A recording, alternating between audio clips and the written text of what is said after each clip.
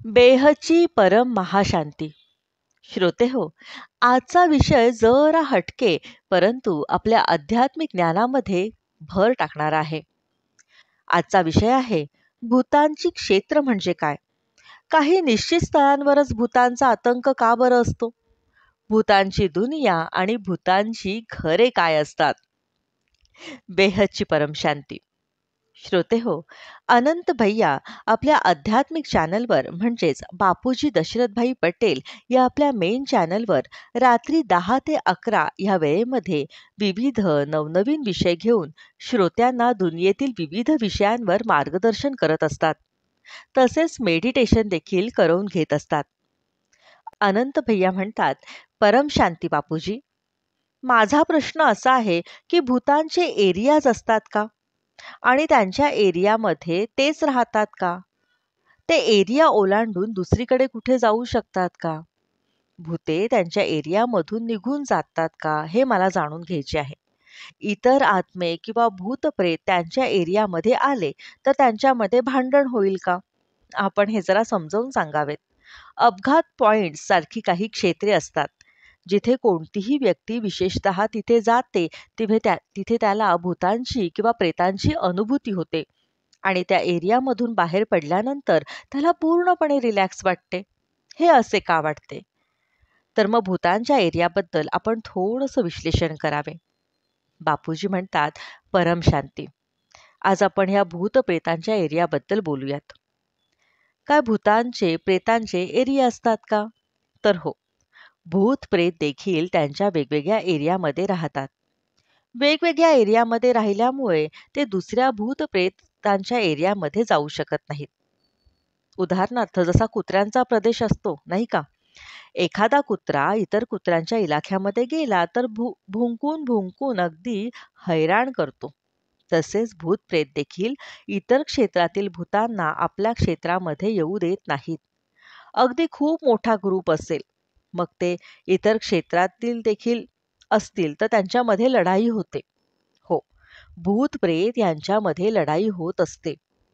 एका क्षेत्रातील भूते इतर क्षेत्रातील भूतांबरोबर लढतात, कारण ते भूत प्रेत झालेत ना. कामी, क्रोधी, लोभी, लालची बनले आहेत. कदाचित ह्या वासना आहेत म्हणूनच ते भूतप्रेत झाले आहेत. कोणता मानवी आत्मा भूतप्रेत बनतो?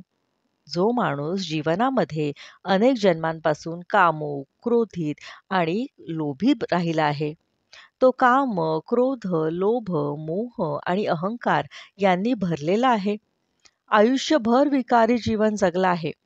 म्हणून तो जेव्हा शरीर सोडतो तेव्हा अंतमतीसो गती होते आणि त्याचे सूक्ष्म शरीर, कारण शरीर राग, द्वेष, ईर्ष्या या सर्वांनी भरलेले असते.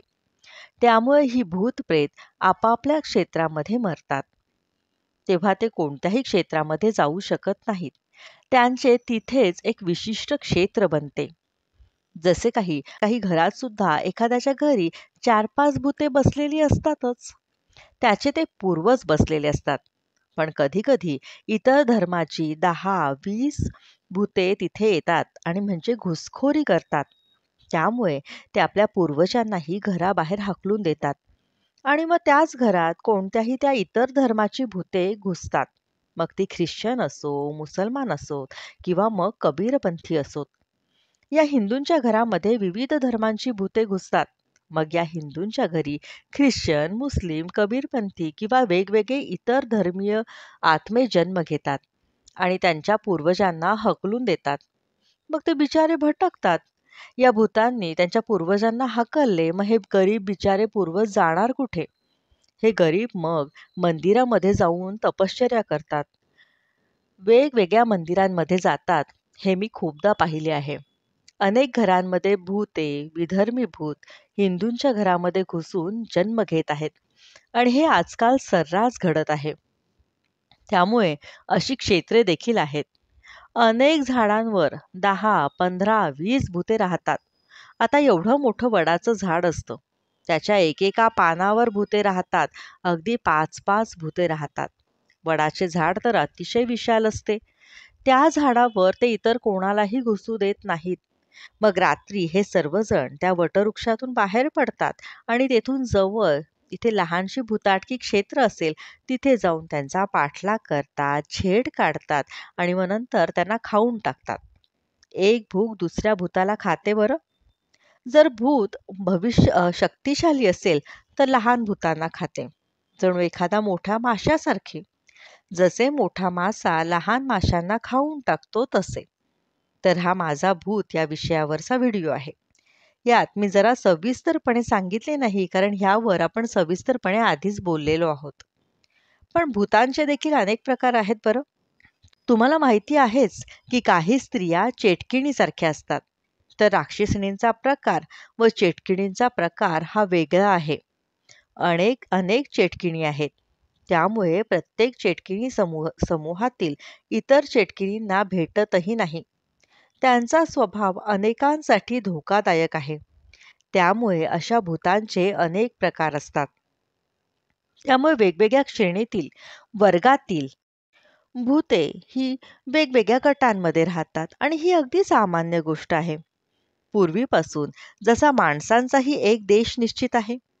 एका देशातील व्यक्तीला दुसऱ्या देशामध्ये जाण्यासाठी त्या देशाची परवानगी किंवा विजा घ्यावा लागतो. त्याप्रमाणे एक भूत परवानगी घेतल्याशिवाय दुसरीकडे जाऊ शकत नाही बरं.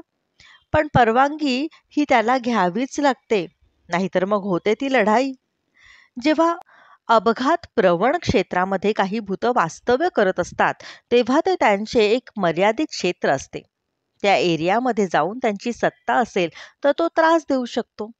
पण जसे जसे त्याचे एरियाची सीमा पूर्ण होते आणि इतर भूते आत येतात, तसे तसे त्याचा मानवावरील प्रभाव संपतो. मग इतर मानव आणि इतर भूतांचाही प्रभाव मानवावर पडतो. त्यामुळे आजकाल या सूक्ष्म जगात अत्यंत धोकादायक गोष्टी आहेत. पण या गोष्टींमध्ये प्रवेश केल्यानंतर अनेक भूतप्रेतांचा प्रवेश अनेक मानवांमध्ये होतो. अनेक 8, 10, 15, 20, 25 देखील भूतांचा प्रवेश या मानवांमध्ये होऊ शकतो. त्यामुळे त्याचे सूक्ष्म शरीर हे डॅमेज होते. ते त्यांच्या सूक्ष्म शरीरामध्ये राहतात आणि सूक्ष्म शरीराला डॅमेज करत राहतात आणि त्याच्यावरचा प्रभाव टाकून त्याला ते हवे ते खात-पीत बसतात. या भूतांच्या वर मागील जन्मातील किंवा मनुष्य जन्मामधील जे काही संस्कार आहेत, ते या जन्मात इतर मनुष्यामध्ये प्रवेश करून त्या आपल्या इच्छा पूर्ण करून घेतात.